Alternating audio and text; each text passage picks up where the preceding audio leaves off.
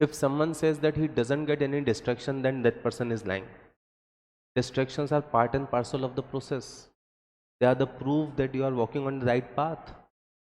So whenever you are on the right path, you ought to get distractions, right? We don't have those blinkers around our eyes that they put on to the horses. We see what is happening around us and we get distracted by all those things. So when you get distracted, you just have to remember that you have to keep moving forward. This is the time you have to push yourself the most. When you don't feel like studying, when you don't feel like doing the right thing, do the right thing. Tell yourself that this is the time you have to do the right thing. This is the time you have to push yourself to the most. And you know what? Distractions will grow in size. They'll become larger and larger when you are about to accomplish your goal. You must have studied, or you must have heard the story of Menaka and Vishwamitra. These stories have great learnings, you know. So, what does Menaka signify? She signifies distraction.